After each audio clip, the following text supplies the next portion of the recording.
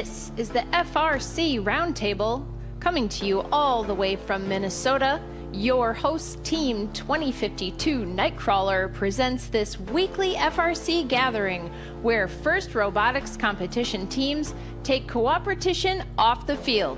Share your knowledge, give and get advice, solve a challenge, or celebrate what makes your team special. 3, 2, 1, go!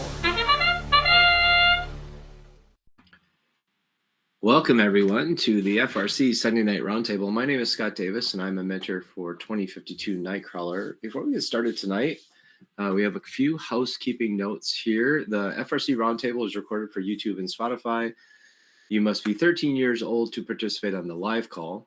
If you are comfortable, we ask you to please use your cameras while you're speaking. The Roundtable is no longer exclusive to Minnesota teams. Mentors and students from all FRC teams are welcome to join us. And you can find more information, including our complete privacy policy at team2052.com/roundtable.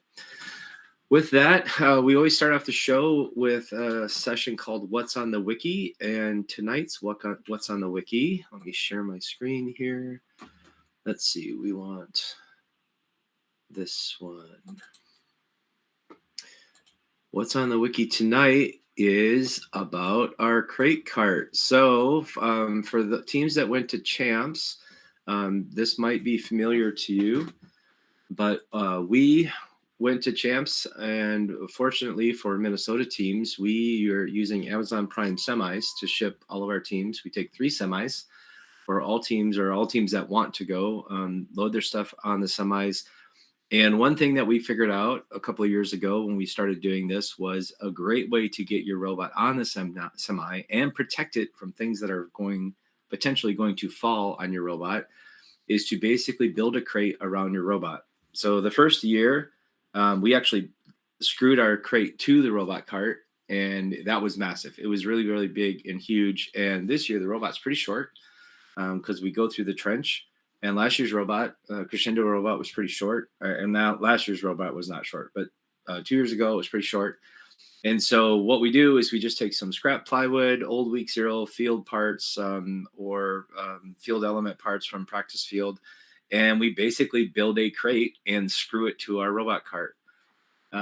So this is a good tip. Some people might find this helpful and valuable. We've had situations where things have broken loose in the Amazon trailer and rolled around and smashed some things up. And the last thing you want to do is have it smash up your robot.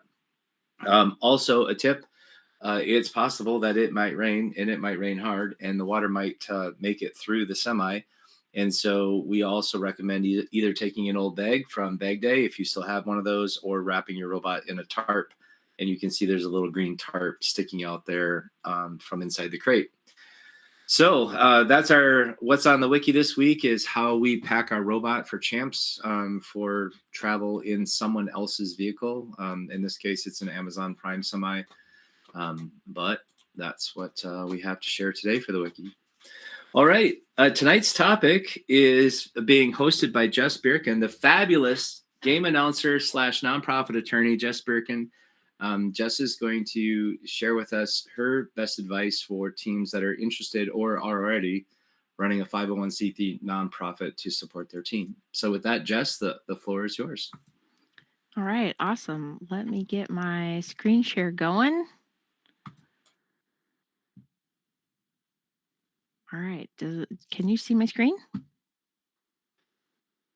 Yeah, all right, awesome. So I'm going to try and position my screen so that I can also see the chat. So feel free to throw questions in the chat if you want. You can also just come off mute and interrupt me. I have kind of a lot of things open, so if you raise your hand, I might not see you. The structure for this that I have in my brain anyway is that I've got a slide deck. I'm going to kind of whip through some sort of basics on considerations for starting a nonprofit, very like 101. And then we've got time to go into whatever you want, right? So I'm comfortable giving legal advice if you want it. Obviously, there's no attorney-client privilege. This is all going to be recorded and is on YouTube. So um, do whatever you're comfortable with. All right. So with that, we were talking before we started recording that I do have a podcast that is for people who run nonprofits, especially smaller nonprofits, and it's called Charity Therapy. And you can get to that by going to charitytherapy.show. It's in every podcast player, it's on YouTube, and it's about 15 or 20 minutes an episode. So I think if you are running a nonprofit, you will enjoy that. And I promise you, it's not just me talking about IRS regulations because that would be boring. So, all right. So that's the pitch for that. Now let's kind of dig in to some nonprofit 101. So one of the biggest things that I always want to start with for folks who are considering starting a nonprofit, or even if you've been running a nonprofit, just a good reminder that businesses, for profit entities are very different from nonprofit entities. So it's good to kind of clarify the difference, especially if you're considering starting one. Because the business world, many people are familiar with that. Many people run a small business, even if it's just a side hustle and it feels familiar, but the nonprofit side is much more complicated. One of the key differences is a business you can own. A nonprofit doesn't belong to anyone. It really is an asset of the community, and you are doing basically a group project to serve the community, and no one is an owner. There are no dividends, there are no shareholders, there's no proceeds that get to go into your pocket at the end of the year.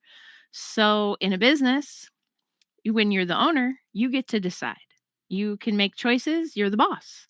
In a nonprofit, it is a group project. There is no one person who has the authority to make all the decisions. So, by law in Minnesota, you must have at least 3 people on your nonprofit board. And that's because we're not here to just benefit one person. We need the community to be making decisions that benefit the community. Um, Sometimes people will be like, "Oh, but I'm the president, so I get veto power." Nope. There's no special authority or special veto power for anyone. We need to make decisions as a group. And then in a business, you get to keep all the profits. In a nonprofit, any excess revenue at the end of the year goes back in to fund the mission or put into your rainy day fund, but we don't issue dividends or keep the profits. Um, in a business, if you write a book and you publish a book, you can keep those book rights and collect all the money. In a nonprofit, if you use nonprofit resources to make some really awesome curriculum or write a book or create a piece of music, the nonprofit owns that IP and it's not yours. In a business, we have normal accounting. In nonprofit land, we have special accounting. Business, we have normal tax filing. Nonprofits, we have special tax filing. So basically, it's like a business, but with a lot more rules. You get that income tax exemption, and it comes at a price. And sometimes people want to pick and choose which rules apply to them. And I like to say at work that being a nonprofit is not a buffet.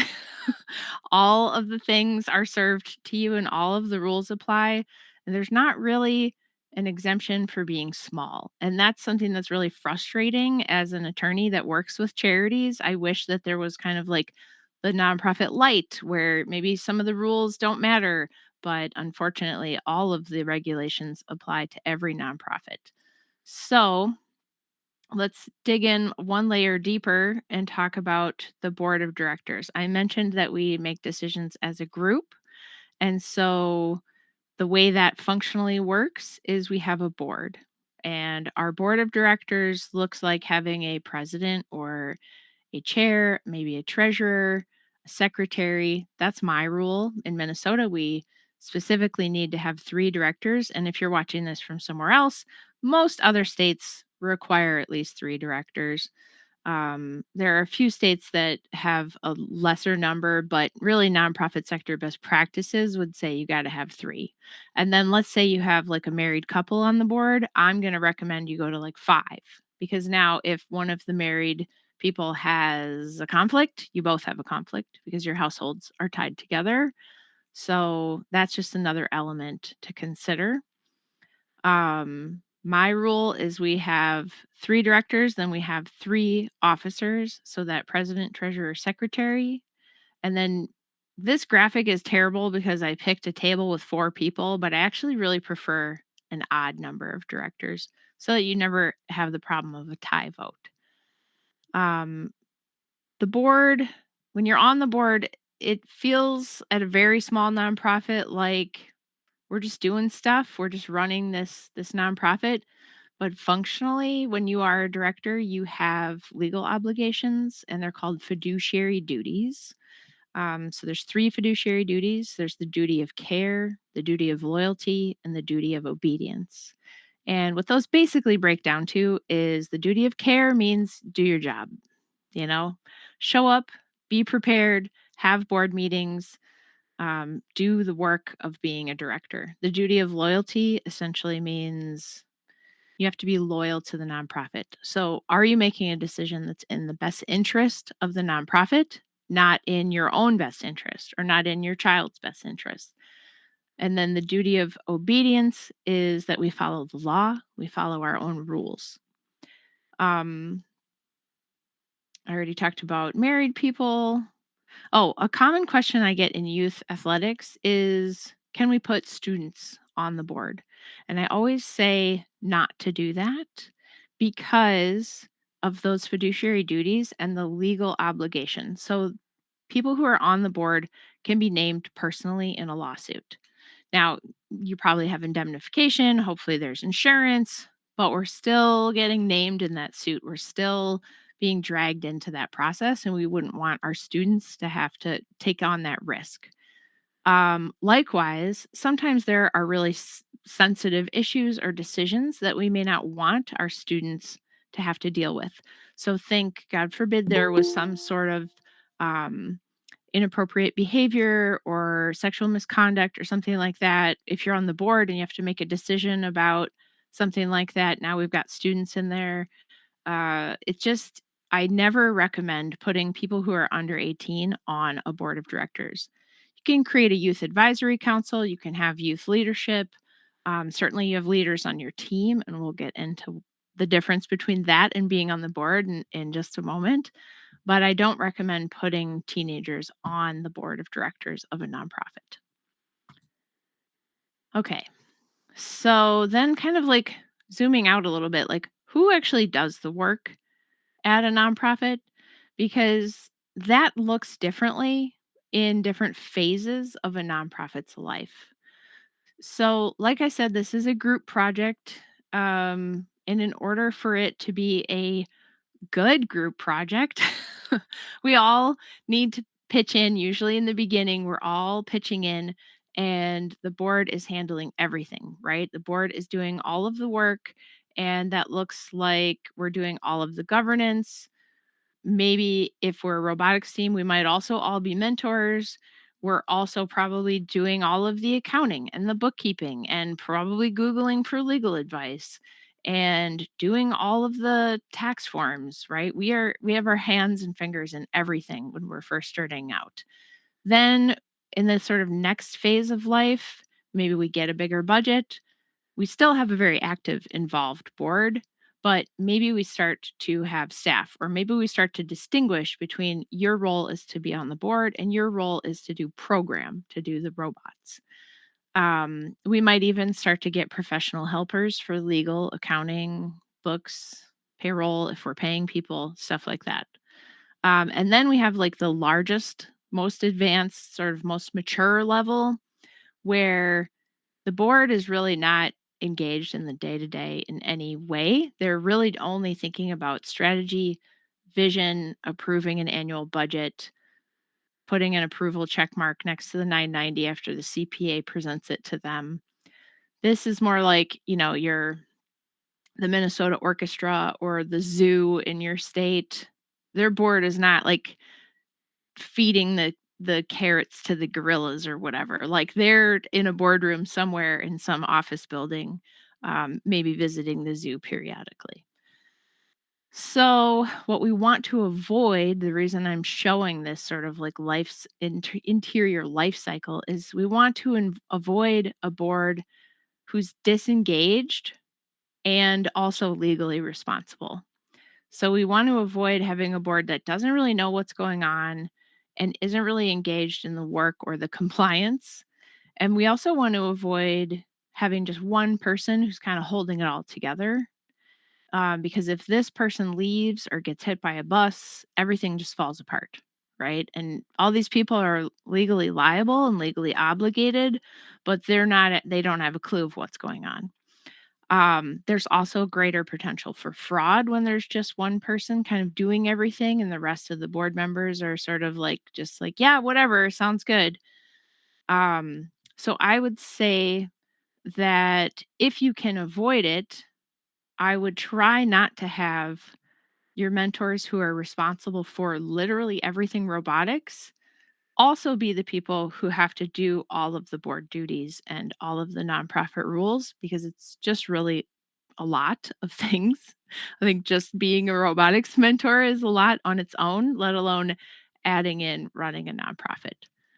Okay. So,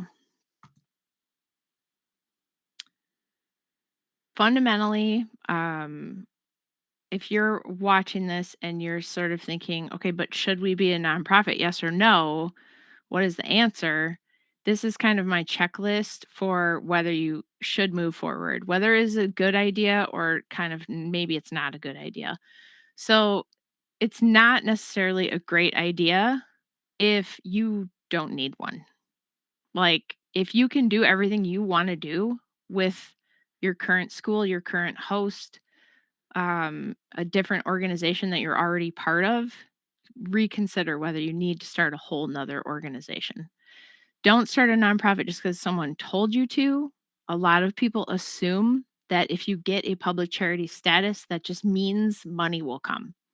And anybody who's worked on fundraising understands it is hard to fundraise. And having a C3 status, unless someone is literally holding a check out to you or a pledge letter and saying, I will give you this money, but it has to be a nonprofit, don't just assume that having a C3 status equals more money. Um, I would caution against, like I said, starting a nonprofit if there's nobody that's capable of doing the work. Not that they don't have the training, but like the time and the effort.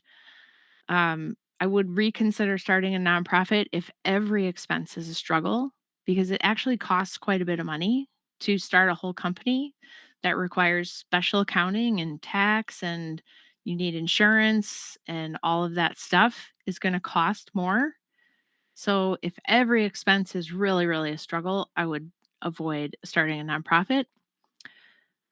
The pro side is just the flip of that, right? So you're all smart people. You've already read the slide by now. But basically, the inverse of that is those are green lights. Okay.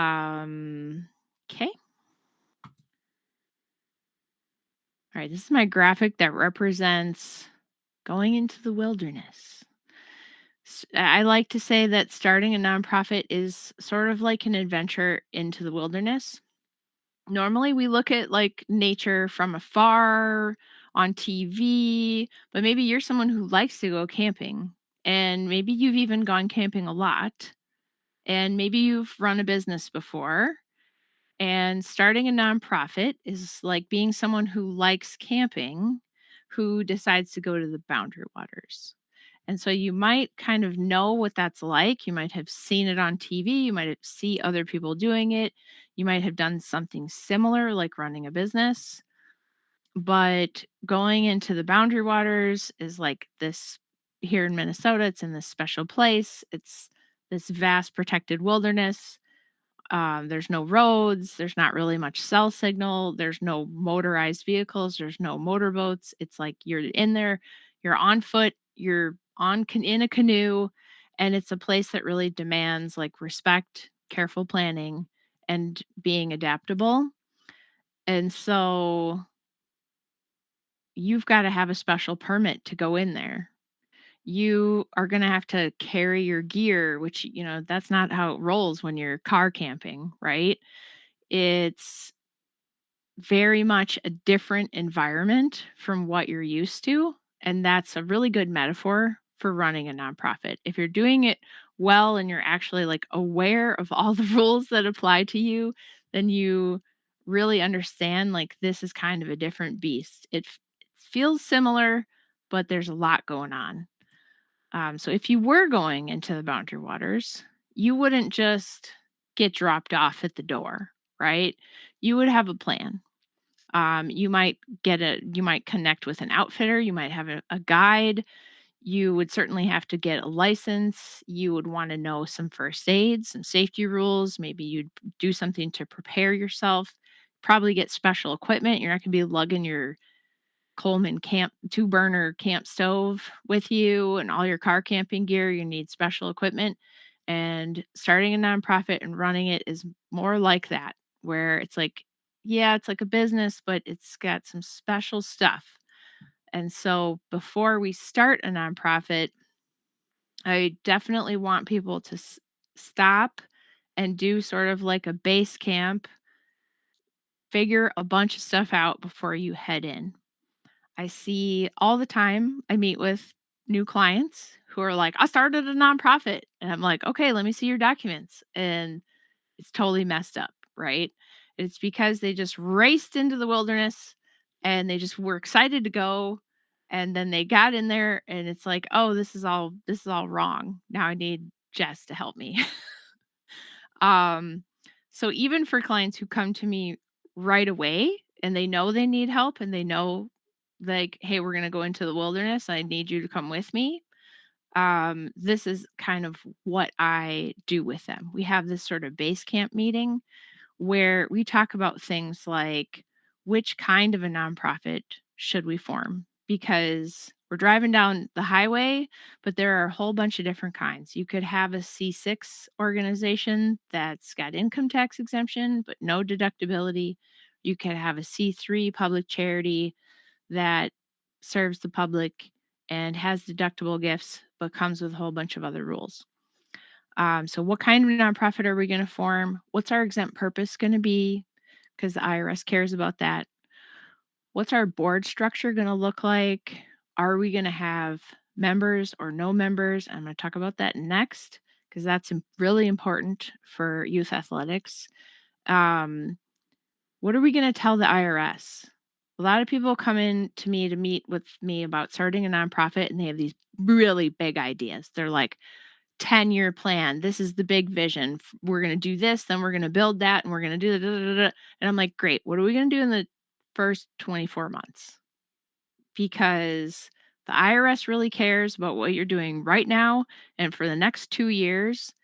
And I don't want to get into trying to explain to them all these big dreams you have because they're complex and they have a lot of like nuance and IRS rules. So just tell me what you're going to be doing in the first 2 years. Um, that is something that's really key if you're going to start a nonprofit, that you just let's keep it within the realm of what are we doing right now? We may have big dreams, but let's keep it focused and figure out how to do that first.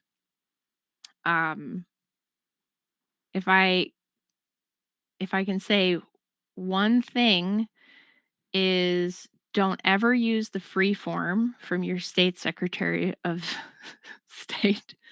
The Secretary of State website. Don't ever apply to the IRS with just using the free forms because they're wrong. I don't know why they make them available for nonprofits to use when they're not correct and they don't have all the stuff the IRS wants to see. Um, but that's one of those things that at the base camp, we've got to figure out what is our structure? What is our purpose? What is our budget? What are we going to accomplish in the first 2 years? Like, truly put together an operational budget because you're going to have to tell it to the IRS and because you also need to understand if it's going to cost this much, this is what I need to raise, right? We want to figure all that stuff out before we go and incorporate something. So that sort of base camp process is really important. All right, so one of the decisions that we would make really early on in starting a nonprofit is whether we're going to have members or not. And the reason that we make that decision so early is because we have to tell the state in our articles of incorporation whether we have members or not. I've been working with clients all over North America for the last, I think, 18 years. Almost every single state you can incorporate in as a nonprofit is going to ask you whether you have members. And you're going to say no. Because Jess Birken is telling you to say no.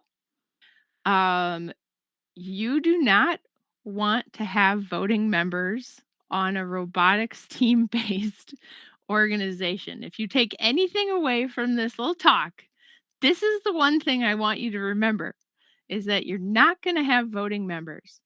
Voting members are for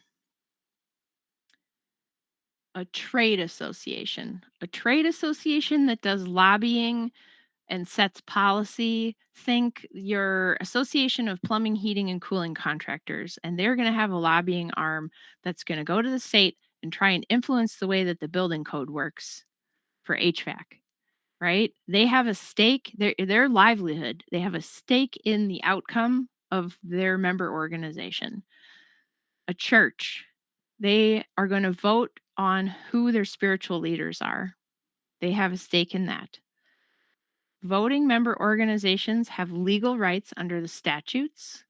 They have the right to elect people to the board. They have the right to remove people from the board. They have the right to change things, and they can be given all sorts of other rights if it's written into the bylaws. This is the thing that I see the most as an attorney for nonprofits is I see youth athletic leagues come in and they have voting member structures when they don't need them.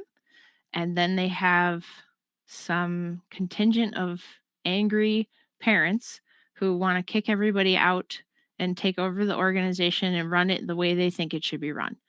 And this leads to a lot of like fighting. And because they have legal rights, they can do all these things. And there's no reason for a youth athletic league to have voting members. Now, that's different from saying we don't have members. You can have a non-voting member association if you want to. I don't think a robotics team needs to have any kind of members because our students are participants. They don't need, even if we call them members, like a member of the team, from a legal perspective, they don't need to be non-voting members. But some examples of organizations that have non-voting members are like public radio.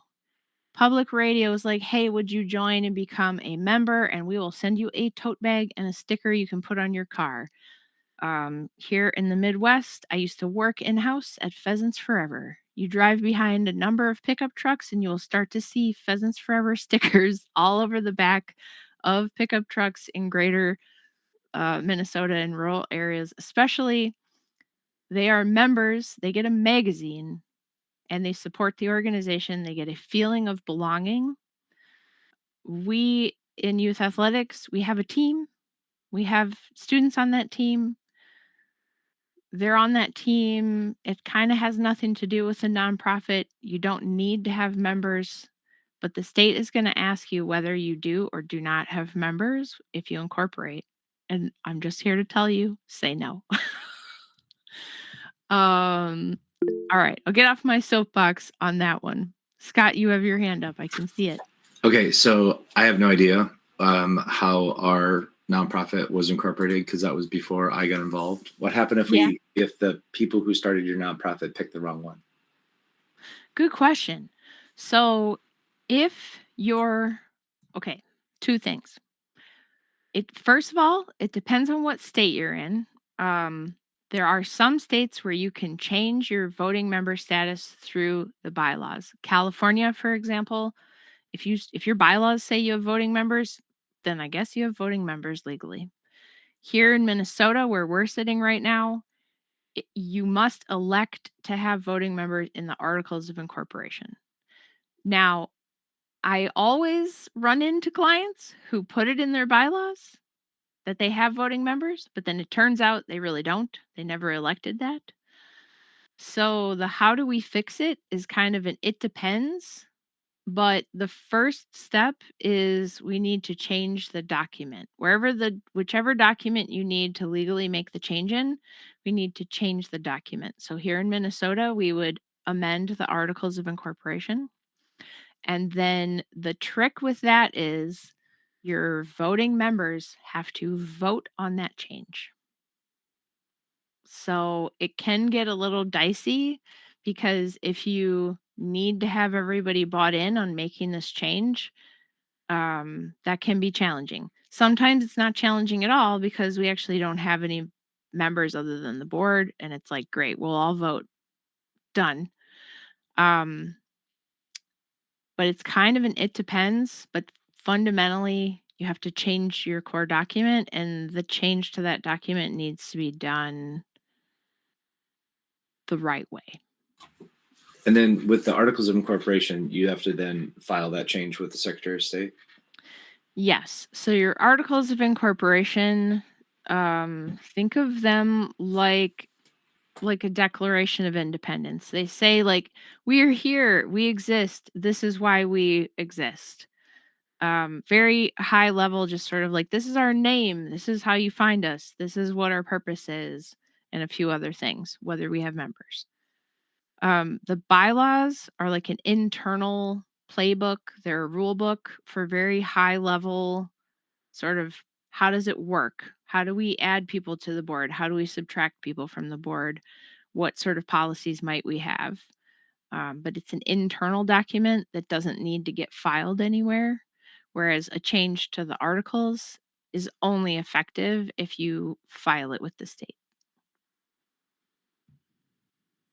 Anything else on that while we're talking about it? Yeah, I got a question here. Sorry. Yeah, go ahead, Chris. So you can be a 501c3 and you can also be incorporated and you can be both, one or the other at the same time, correct? Or am I misunderstanding language? No, that's a great clarifying question. So you cannot have a C3 status without having a organization, right? And so for the IRS to recognize an entity, there needs to be an entity. So the first thing that we need to do is incorporate a nonprofit corporation. And when you form a nonprofit corporation, it doesn't automatically have income tax exemption. So there are very limited reasons why you would want to do this, but you could start a nonprofit corporation and pay tax and pay income tax. So you have to apply to the IRS to receive the status of income tax exempt. And if you think of the C3 status is like when you file your taxes, like I used to be married and I was filing tax status married, filing jointly. And now I'm divorced and now I am filing tax status head of household. And so income tax exemption, the C3 is like married filing jointly. Your tax status is like a status that you have with the IRS, but it doesn't create it, like you already have to exist to have a tax status. Does that make sense? Yeah, that helps. Okay. So yeah, because we're a 501c3, so then it sounds like therefore we're incorporated. Yeah, theoretically. I mean, have you been remembering to renew your corporate registration? Because you could be involuntarily dissolved. But oh, sure. yes. We struggled so, with that when I first started. Yeah. I noticed that was tough. okay. For sure. But yeah, you have to like have something to give a tax status to. So you form the corporation and then you apply for the income tax exemption. Let me skip right there. Let me see if I can figure out how to do that without blowing through. Boop, boop, boop. Okay. So this slide is showing the startup process in sort of like big steps. So number one is like the base camp thing I talked about, where it's like we're making choices. Then the next phase would be to start the corporation. And then you have to decide how you're going to run the corporation. So bylaws and setting governance policies. And then you apply through the application is called the 1023. I don't know why. Then you apply to the IRS for the income tax exempt status. And then they give it to you, hopefully. And now you have that status. And in order to keep that status, you have to file your tax forms each year to show that essentially you're not paying tax, but you're showing like, hey, we still deserve income, we still qualify as income tax exempt. So the IRS is going to look at those 990s every 5 years or so, and they're going to kind of do an assessment and say, is this entity still a public charity or should they have a different tax status? So you can actually lose your tax status just because the IRS is like, yeah, actually, you doesn't look like you really are a charity anymore, or it looks like you're a private foundation, or it looks like you're a trade association, you should be a C6. Or if you just don't file your 990s for 3 years in a row, they'll say, I guess you didn't want that tax exemption. You're revoked. So that tax status is like a label on the corporation.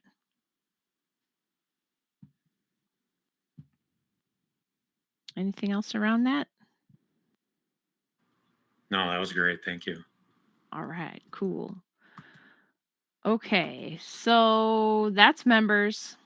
The other big thing that comes up a lot with small nonprofits or people starting new nonprofits is talking about things as a scholarship. And people like to use the word scholarship when what they mean is we're going to reduce the cost of participating in our program, or we're going to give a sliding scale fee for people in need who can't afford to pay the fees. That's technically not a scholarship.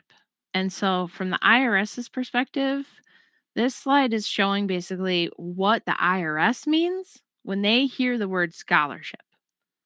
And so, if you're starting a new nonprofit, you don't want to talk about that you give scholarships if all you're doing is waiving fees for people. So, a scholarship from the IRS perspective is it's for a student who's enrolled at a qualified educational institution, and you're going to send the money to the educational institution, not the student. And that process is a big red flag to them. And they have a lot of rules around scholarships. So this is another one of those, like, if you're considering maybe we're going to start a nonprofit, and one of our big dreams is that every kid that goes through this program gets a $500 scholarship. That's like a dream we have someday, that everyone graduates and they get a little scholarship to their next endeavor. If that's a someday idea, do not be talking about that on your income tax exemption application, because the IRS is very let's just say this. Human beings are very creative and very good at looking for loopholes. And so there are about a billion rules around nonprofits because every rich person ever has tried to figure out how to fund a nephew's or a child's lifestyle or education through the use of a nonprofit. So the IRS is very concerned about who are you giving this money to? Why are you giving it to them? Are you giving it to a school? Are you related to them? They have a ton of compliance around scholarships. And if you are starting a new nonprofit and scholarships are a maybe someday, it's better to just not even talk about it at all, because you have to design the whole program and give them every stick of documentation in the application if you tell them we're going to do this. And likewise, I would say if you already have a nonprofit, I mean, if you have extra cash, God bless, and you want to give out scholarships, awesome. True scholarships. But just know that you're signing up for more schedules on your 990 when you do that, because of all the rules around giving those out. So that's kind of my spiel on scholarships. Okay.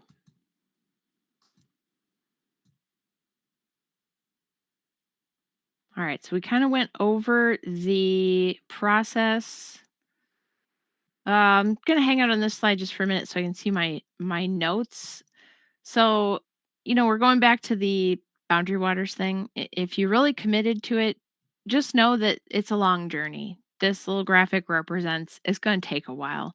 It's not a start today and tomorrow. It's going to take several months to actually go through the whole process, even if you do it yourself and even if you do it quick and dirty, which I don't recommend. But even if you did, LegalZoom, whatever, it's going to take minimum 3 months, like absolute minimum. If you were working with someone like me, I would say 6 because we're going to actually do all the documents properly. But it's not a fast journey. All right, we already talked about the process. And then this is just representing, there's a lot of words on this screen. You don't have to read them all, but it's basically like this is the operational life cycle. So we have obligations to report to the state. We have charitable fundraising, solicitation, registrations. Any state you're doing fundraising in, you need to be most likely registering as a fundraiser in that state so that the Attorney General's office or the relevant state agency knows that you're doing that. And that usually requires an annual report every year. Texas and South Dakota don't have registration, but almost every other state does. Then you've got that IRS loop we talked about with the tax forms. And then if you're doing anything like selling merch or you have some sort of sales, you need to collect and remit sales tax. If you want to apply for sales tax exemption so you don't pay sales tax, that's a whole other thing. And then there's insurance and renewing your premiums and sort of all of those things have to happen throughout the year. And notice that what didn't come up is accounting, bookkeeping, or the robotics program. So this is on top of everything else that you do programmatically. And it can be a lot. It can be a lot. Okay. So this link and QR code is to a page that I put together that will have a link to the recording of this episode for folks to refer back to. But it also is going to have a sample purpose statement for anybody who's starting a nonprofit for an FRC or just FIRST robotics type team, related nonprofit. I'll come up with something. It's not there yet. You're going to have to give me like 3 or 4 days to get this posted. But if you're watching this later, you can check out this link. And then I have a bunch of DIY tools where it's like an online course. I took everything out of my brain and built it into so like people who can't afford to hire me can actually do the nonprofit startup well. And so for anybody in the FIRST robotics space who wants to use those resources, I'm giving everybody a 50% discount. There's a coupon code on the page. So that's all the stuff I've got. And I know that there were some questions about scholarships. I'm also happy to chat through any other nonprofit issues or answer any questions. I have a feeling nobody that's actually here on the live is trying to start a nonprofit, but maybe you are. I see Toby's hand up. I've got one question, and I have started a nonprofit. I'm about 1.5 years, 2 years into it. One of the things that I realized this year is I needed to track the difference when we get donations Mm. from the ones from Minnesota and the ones from outside of Minnesota. And my team just went to Worlds. We had to raise a lot of money. A lot of that money came in small donations from extended friends and family. Many of those extended friends and family, or some, actually not a lot, but some of them don't live in Minnesota. I know where they live if they gave us money. So I have tracked that difference. And then I can pull the number of donations that we got that were tagged that are actually from Minnesota. That's cool. And I can report that to the Minnesota AG's office. That's cool. I'm good with that. What do I do with the others? Like there's a little bit from Florida and a little bit from Hawaii, and just tiny bits. And we're not the effort was here. Yeah, this is a really common issue, and it's one that not there's not like a great solution, truly. Um, okay, so every state pretty much has a statute that governs charitable solicitation, which is when you're reaching into a state and asking those citizens for money. And the reason that the state cares is because um, the Attorney General's office or the Wisconsin Department of Financial Institutions or whatever agency it is in your state, they do consumer protection. And so fundraising is one of those things where there's nobody to protect the consumer from scummy fundraisers ripping off little old ladies, and somebody has to do it. So they want to know if you're reaching into their state and asking their people for money. My take on this, what I tell my clients is having a donate button on your website is not something that any state statute understands. They were all written before the internet and have not been updated. So if you just kind of like sent out an e-blast or like you're like, hey, everybody shake the trees and see if you can get some donations for us, you're not necessarily, this is my take for what it's worth, you're not reaching into their state and being like, citizens of Florida, give to us, right? So for me, with my clients, I'm comfortable with if you get a random donation here or there that you weren't targeting them, they just happen to have a nephew that's in the program and they want to be supportive, fine, you know? Where I start to get concerned is if you're using a fundraising platform or one of these other, you're doing some sort of geo targeting, like you're identifying a zip code in another state with pay-per-click ads or something like that. Now you're reaching into the state and saying, give us your money. So as long as you're kind of not really soliciting any particular state, it's probably an acceptable risk because the reality is those state agencies don't have the bandwidth or the capacity to figure out that someone in Florida gave you a gift, right? Um, if you were to start to, like, let's say you have a mentor who winters in Florida and now they're like super passionate about robotics and they're starting to have fundraising events in Florida. Okay, now like we're actually asking the people of Florida to give us money, and we probably should look at whether we need to register there. But just kind of like we get a few here and there. I'm not as worried about that. Love to hear it. Thank Yeah. you. Yeah.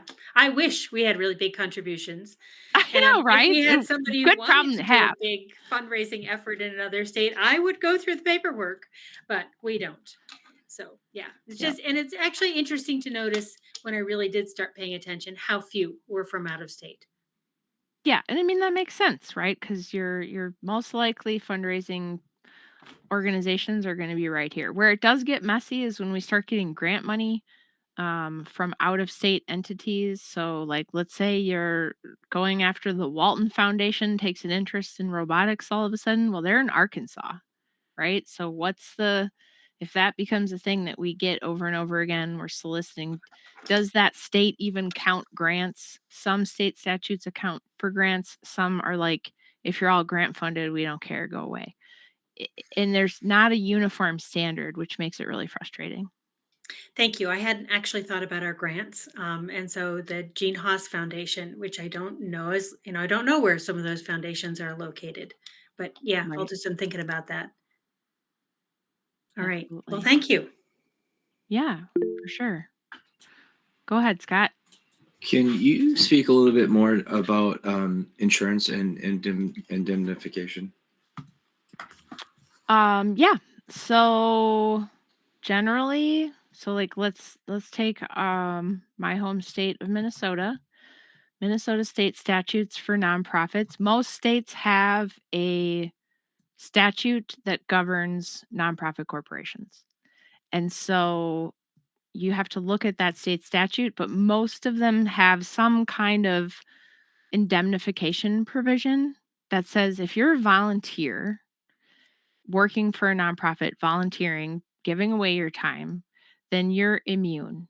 You have statutory immunity, right? But the reality is that doesn't really help if you get named in a lawsuit. And the articles of incorporation for a nonprofit that are drafted professionally are going to say, like when I do articles, they are going to say the nonprofit will indemnify its directors, officers, etc. And the word indemnify really just means pay for the defense. So we're going to pay for your defense if something bad happens to you, so long as you were not committing a crime, you were not being grossly negligent, you were using good business judgment. How do we pay for that defense, though, should the need arise? That is the real question. And that's where we need insurance. And so that's why I would always recommend that every nonprofit, even if they're very small, has a directors and officers insurance policy. And depending on what the mission is, probably a general liability policy. There's lots of different kinds of insurance you can get. So if you're having people drive around on behalf of the nonprofit, like maybe we have a trailer and we're having people pull the trailer around, somebody gets into a car accident and they say, if you've ever been in a car accident, you get these forms that's like, were you at work when this accident happened? And if you say no, it's like, well, what were you doing? And if somebody says, well, I was volunteering for this nonprofit, or I was on the way to a competition, or I was bringing the robot to the nonprofit, that could trigger a claim from the insurance company, the auto insurance company, against the nonprofit for compensation, right? And so we want to consider those things and have the right kind of insurance, because it's not always just general liability. It's like, well, what are we doing? And does the insurance we have actually cover what we're doing? Because unfortunately, insurers only make money when they don't pay out on claims. So they like to exclude a lot of things. And so it's a really good thing to periodically have a chat with your commercial lines insurance broker and just make sure that the things that we actually do, our insurance covers. So sometimes I have clients that work with like dogs. Well, dog bites are often excluded from coverages. You have to buy like a separate rider for dog bite coverage. Well, a lot of small nonprofits, they just go get 3 quotes for insurance. They pick the cheapest one and move on. And they don't even know that they're like, yeah, your whole program revolves around dogs and you don't even have coverage for that. So it's really important to like talk to your broker and make sure they understand what your activities are so that you actually get the coverage that is meaningful and you're not just paying money for insurance that you can't file a claim on. Any other inspired questions from that? Can you, so one of the things that you talked about in the very first part is if you're already cash strapped and you can't afford to do the things that a nonprofit needs to do, then you shouldn't do it. Yeah. Do you give clients kind of an estimate of what they should budget? I mean, let's assume it's an FRC team so that you have an idea of what type of business activity is happening. What should somebody considering doing a nonprofit budget for insurance? Yeah, I actually I have like a workbook that I give people because your prices are going to vary and your Mhm. activities are going to vary, right? Um and the insurance you need is going to vary. So I would certainly expect a D&O policy is probably going to be $700 a year. I don't know what general liability is going to cost. I think it might depend on some of the elections that you have, right? Like an organization that's does an event with a bouncy house, it's going to be a lot more expensive than somebody else. But I don't write insurance, so I don't know. I would assume a general liability policy is going to be at least $1,000, like starting point. Like D&O is like the cheapest insurance, so I have a workbook and I give that to folks, and I can certainly put that on the resource page. But it kind of like asks you to work through these things and then go figure out what they cost. And it looks like going and getting quotes for insurance. Also, like books and accounting for the very smallest nonprofits, they're going to do it themselves. I always like to recommend having a bookkeeper or at least somebody else like truing things up or doing a quarterly reconciliation, even if your internal team does the day to day and month end. It's just a good idea, but not everybody is going to do that. Other people, their accounting is going to be much more complicated.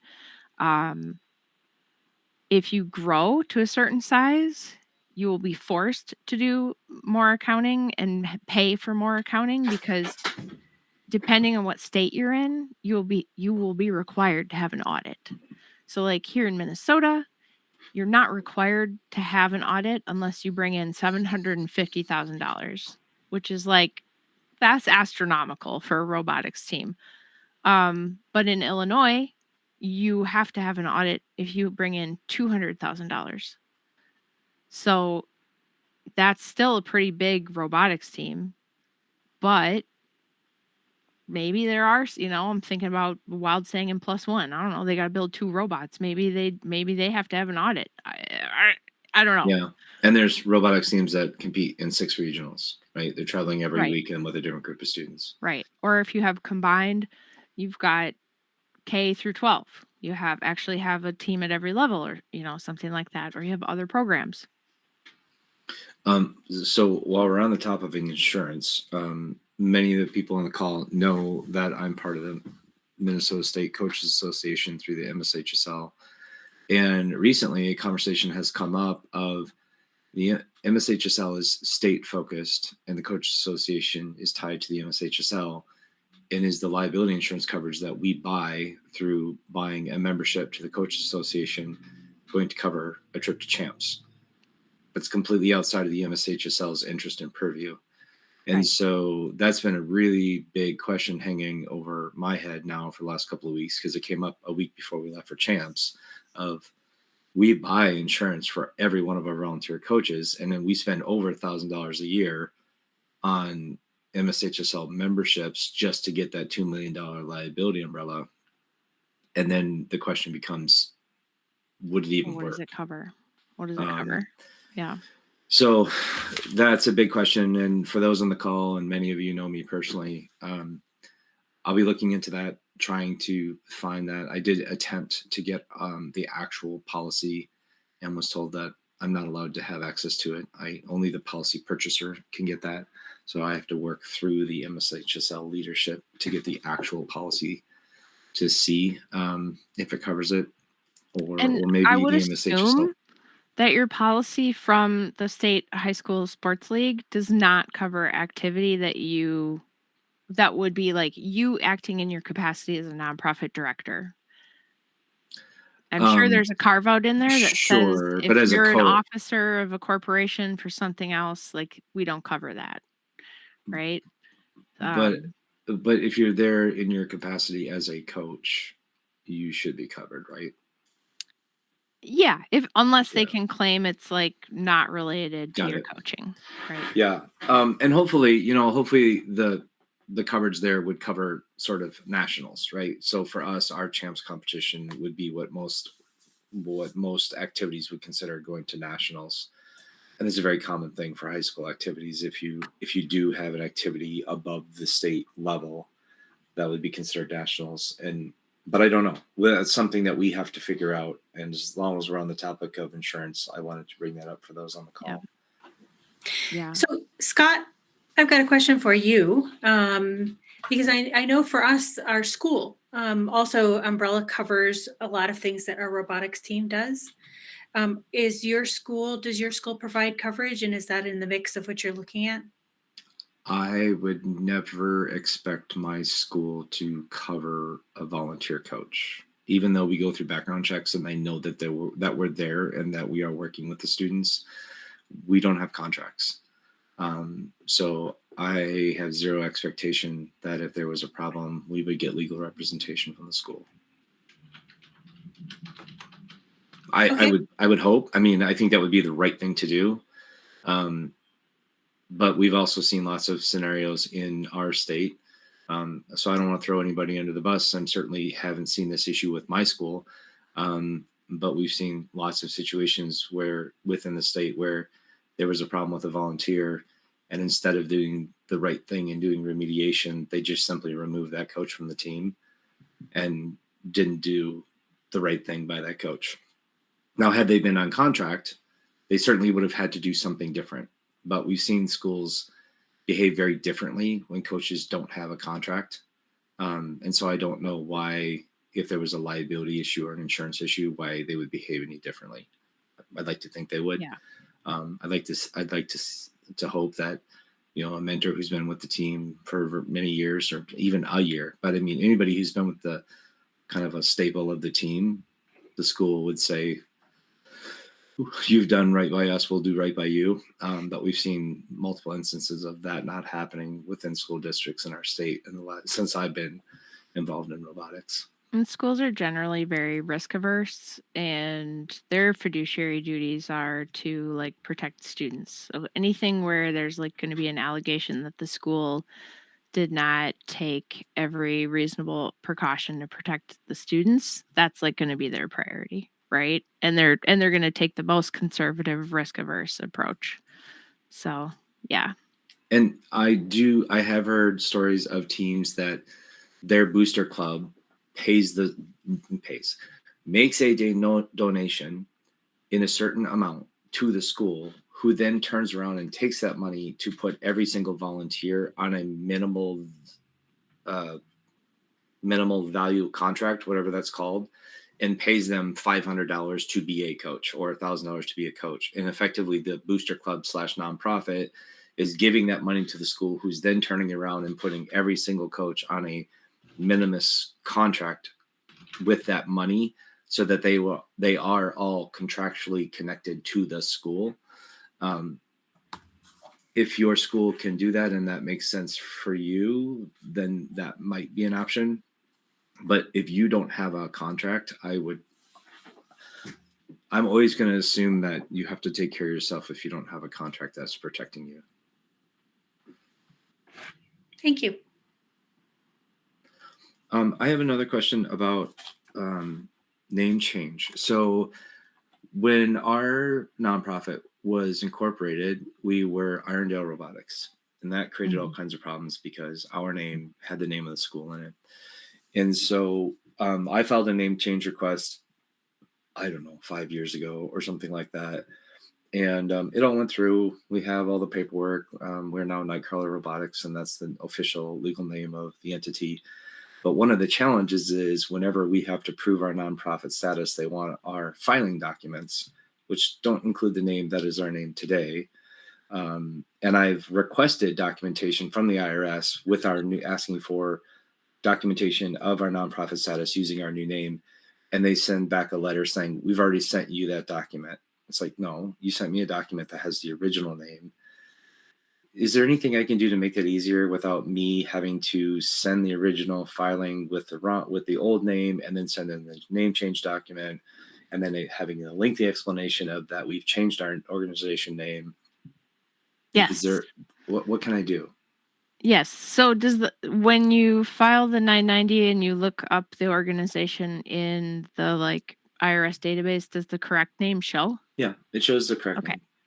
So you can request a new, what's called an affirmation letter. That's that letter that says you're C3, blah, blah, blah. There's like a procedure for it. The letter that you send requesting it has to say certain things. And it's a replacement affirmation letter procedure, basically. And they'll reissue the affirmation letter with the name that they have currently in the database. Okay. Yeah. We've not run into an issue where whoever was requesting proof of our nonprofit status, usually it's a sponsor or somebody like that saying, we need proof that you're a charity Yeah. to make this donation. And we haven't had a problem giving them the multiple pieces of paperwork, but it would be really nice to get a single piece of paperwork with the correct name. For Yeah. anyone on here who may have already started a nonprofit with the name of their school in the name, do you feel like that's a bad idea? Does it not matter? Did we do something that we did it primarily because we were having an issue where the school was cashing checks that were intended for the nonprofit because it said Irondale in it, and we wanted to create a cleaner separation. Yeah, I think that makes sense.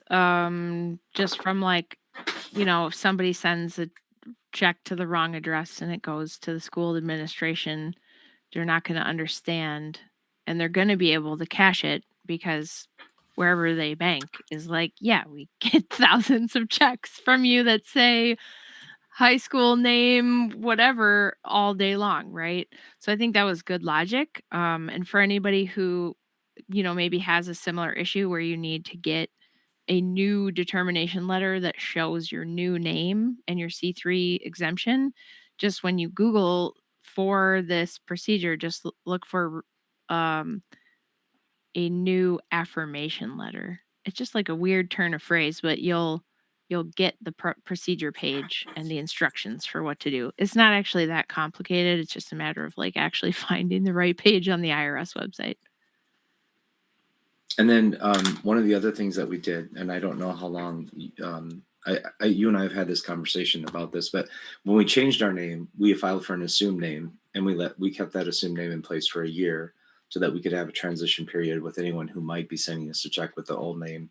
And sometimes we had to get people to update us in their contact system or vendor management system or whatever it was so that they would get the proper name. But we ran with an assumed name for a year. For everyone else, can you explain what that is and how that works?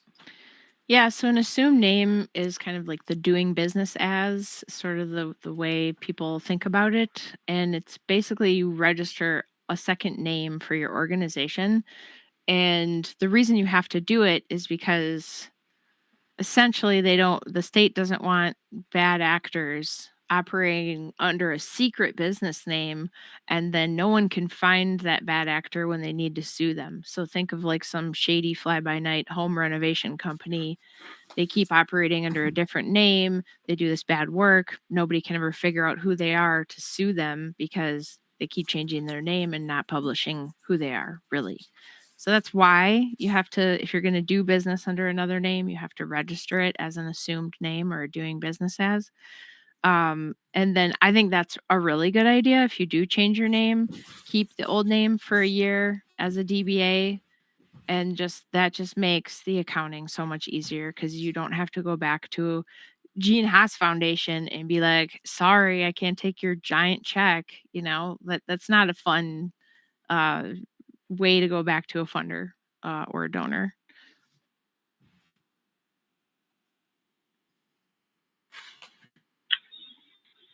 We're actually looking to go more broad right now.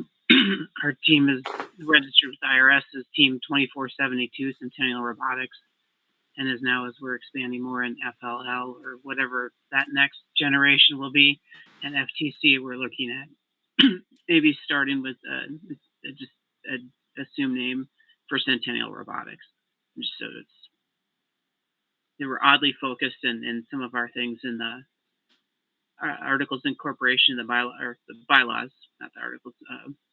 Kind of never anticipated to be competing past April because that's when the budget is due. That's when officers change, and so we'll be looking at some of that this next year to see what we need to, what we want to change, and then the process to go through that and amend the bylaws is there today. Yeah. Yeah. And so changing the bylaws is an internal process. Mm-hmm. And I think it's really common for clients to come in and they show me their bylaws and I say, so are you actually do you actually do this? Like, do you follow this process? And then they sort of sheepishly go like, well, no.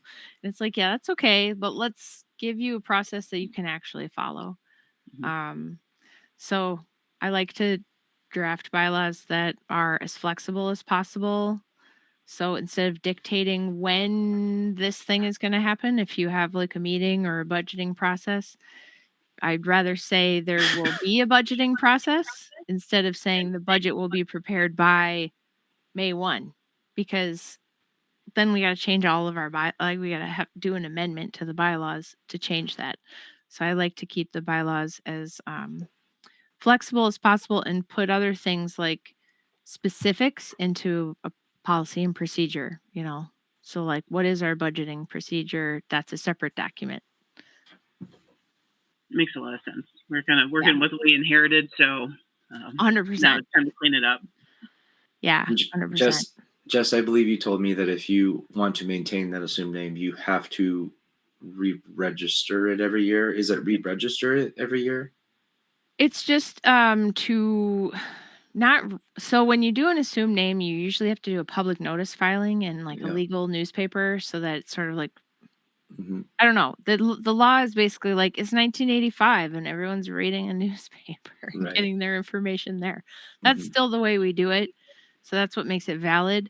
But then on an ongoing basis, you don't have to do that public notice, but you need to like renew it online. So you need to say, hey, I'm still using this. Yep, still using this. And just like with the corporate registration, every year at the end of the year, you have to be like, yep, we still exist. Because if you're not using, there's only so many names, right? So if you're not using it, if you're not still actually operating under that name, they want to release those names. So theoretically, somebody else could use it. Unlikely that someone else is going to want Stacy's name, but AAA locksmith or something, they want that released. Mm-hmm. Is there a rule about what type of newspaper you have to file in? Because I remember when I did this, I just contacted our local circulation paper and I said, this is what I need to file, notice of assumption of name or whatever it was called. And I think it was a couple of days or a week after that, I got a thing in the mail saying, hey, we see your filing of assumed name, you can publish with us. And it was literally like 25% of the cost. It was peanuts. But it was also like, what kind of newspaper are you? You have a circulation of one? Is this even legal? Yeah. So you don't actually have to do the public notice in the fanciest newspaper. In Minnesota, the requirement is that the publication happen through a legal newspaper. So if you're not sure if it's a legal newspaper, you can ask them. They'll know. They'll either be like, yeah, we do public notices or not.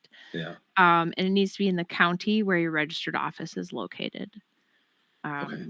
So that's really the only requirement. So like if you're living in St. Paul, you could do the Pioneer Press or you could do the North End News, which is a much smaller newspaper that's going to be way less expensive than the sort of main urban center paper. Yeah, I think I did the Sherview paper or it was a community paper. Like a small paper. And it was still, this letter I got was like $25, which was, I think it was That's very cheap. $140 is what I think I got charged for 2 filings in whatever the local paper was. But it's fine, $140 to make sure you're doing everything the right way. I didn't even know if this sort of fly by night of who's who in the robotics team name change game. I didn't know if that would be, a valid newspaper. I'm sure they just buy the data from the Secretary of State and then they send you mail once they see the registration happen.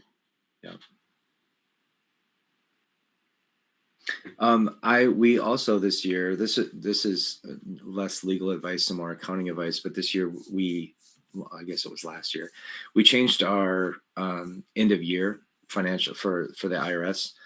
And so the experience with that I went through, and Jess, I think you confirmed this with me as well, is that on your 990, you just change your end of year. And then in the old days, when we used to use paper forms, you would write on the top that you were changing the fiscal year. And now the software prompted me saying, hey, we see this is different than the last time you filed. Is this a change of fiscal year form? And so you just file a short year form. So if you're moving your filing date back forward 3 months, you would file a 3-month tax return. If you're moving it back 3 months, which is what we did, we moved from October 1st to July 1st. We filed a 9-month form. And you're allowed to do that at no charge once every, is it 10 years or is it 5 years? I think it's 10. It's every 10. Yeah. So if it's been 10 years and you're changing your end of fiscal year, if it's been 10 years, if you haven't done it in the last 10 years, then you can just do that. And there's no penalty with the IRS to do that. But that was really helpful for us because when we started the nonprofit, I think whoever registered it thought, well, we'll just get it as close to the school year as possible. But what ends up happening is it's the 15th of the 5th month after the end of the fiscal year. So if anybody is doing quick math, October 1st is February 15th. And we're all that's a little when busy. your tax forms are due. Yeah, that's when the tax forms are due. And we're all a little busy about February 15th. And so if you're a really good accountant, you're making that filing in November. And if you're like everyone else, you're doing it February 10th in the heat of the battle. So that nice thing about setting fiscal year to July 1 was that now we can spend the last 2/3 of the summer starting our fundraising, where it was always sort of tricky to accept money for fundraising for the next season, but then have to hold that check till October 1st. So the school year starts. And now the other problem we've had is that with many trials being October 1st, we were starting our team earlier because we wanted to get kids in and get them trained up in September. So at least a couple of weeks in September. And we had families saying, hey, I just want to pay an activity fee now, if that's okay. And so we were collecting checks in September that I really didn't want to put in the bank till October because I wanted the season and the funds for that season to all be in the same fiscal year. So I'm very happy that we moved to a July 1 fiscal year start, June 30th end. And if you're in a similar situation where someone just filed and you're January 1st, or maybe they picked a different date, a different quarter, it was very pain-free to be able to change that fiscal date. And now our taxes are due November 15th. So much better time frame to be thinking about filing taxes.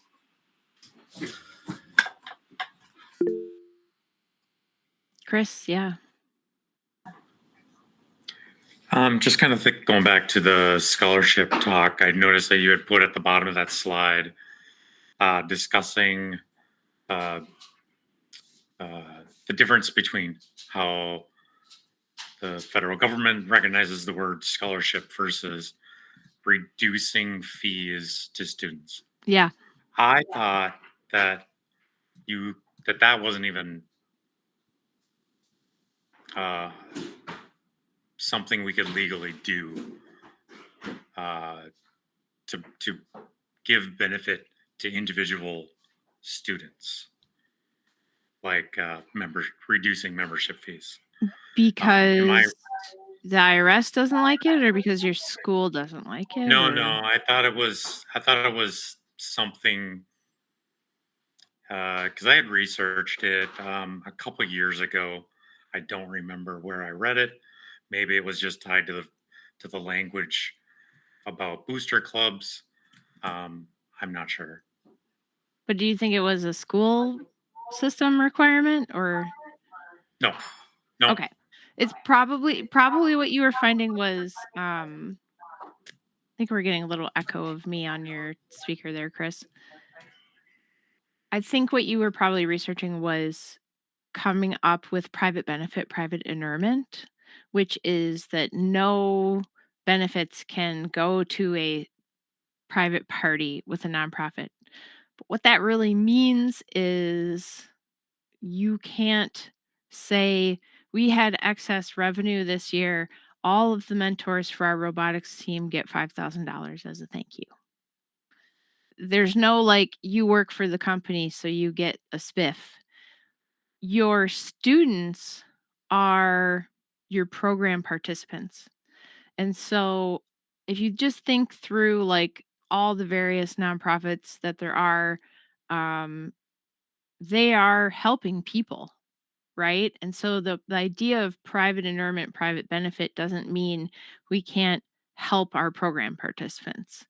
So if we're going to have part of our mission be to help make robotics more accessible to students who otherwise wouldn't be able to access it because the fees are a barrier, we can reduce those fees to allow our students to participate because that's part of our mission. That's part of our work, right?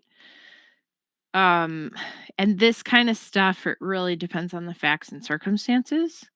But where it starts to become more relevant is like, oh, well, one of our board members or one of our mentors owns a marketing agency, and we'd like to hire them to do our marketing for us. And we're not going to get any other quotes, and we're going to give them a whole pile of money to do this work. And we're not going to check on conflicts or whether the price is reasonable. Now we might be creating a private benefit to that person, right? To that, and it's specifically an insider who's a key person in our organization. And that's very different from, we are running a shelter for people experiencing homelessness and they need $20 to get a bus pass and some toiletries. So we give them that. Just because we gave them free stuff doesn't make it private benefit, right? It's just part of our program, part of the charitable programming that we do. So it's a little bit of like, it depends on the facts and circumstances, but you can absolutely discount participation fees. What I don't like to see happening in youth athletics, especially, is where you have some sort of convoluted fundraising system where Joey and Sally bag groceries and they raised $200 doing that activity, and now their fees are reduced $200 in exchange for their fundraising. I see that kind of a system a lot in youth athletics, and that's very close to creating a private benefit.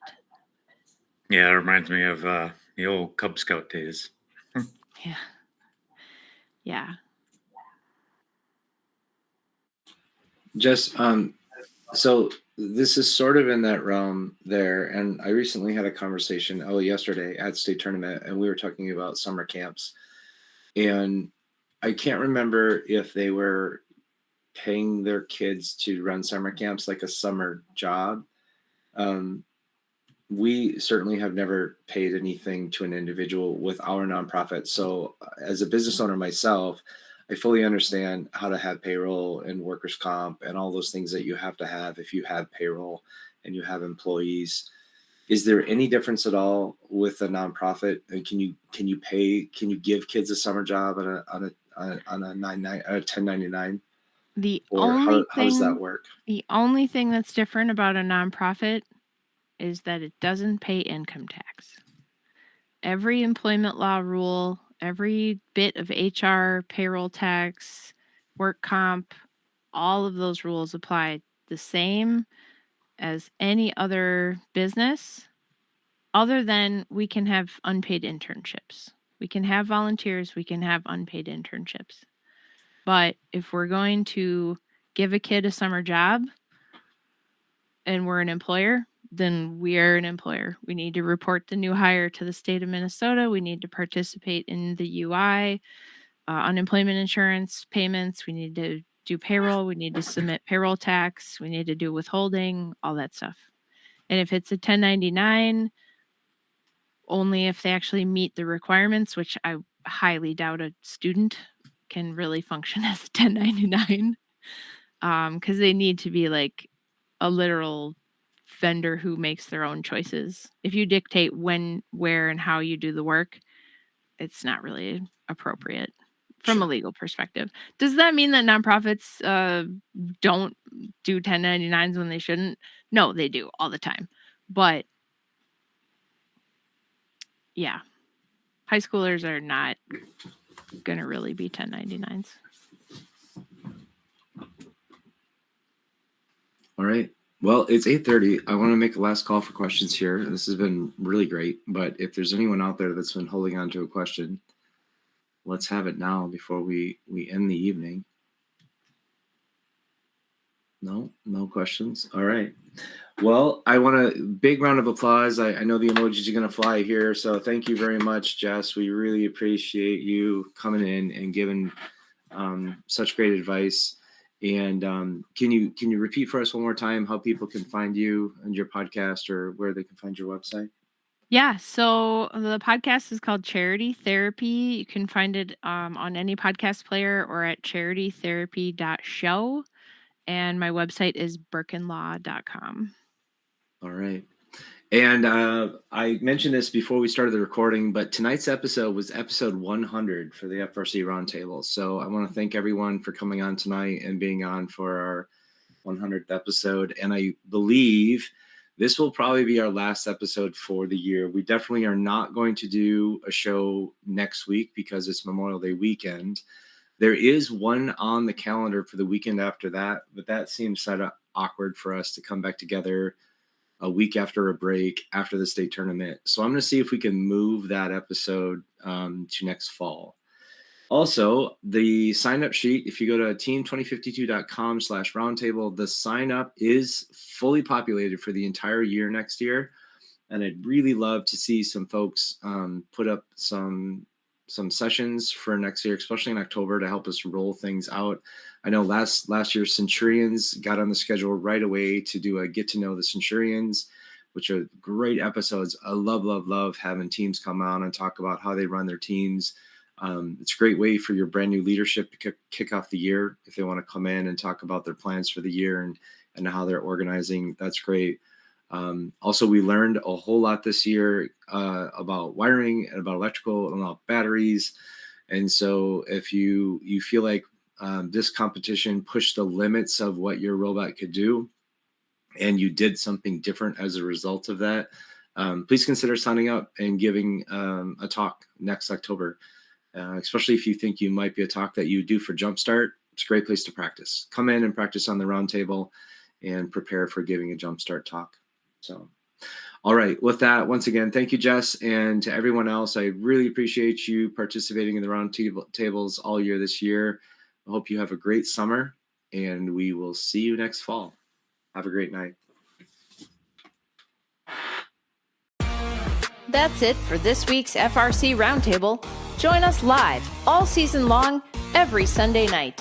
Visit the website at team2052.com/roundtable to sign up for weekly invites. In the meantime, keep building, keep learning, and we'll see you next week.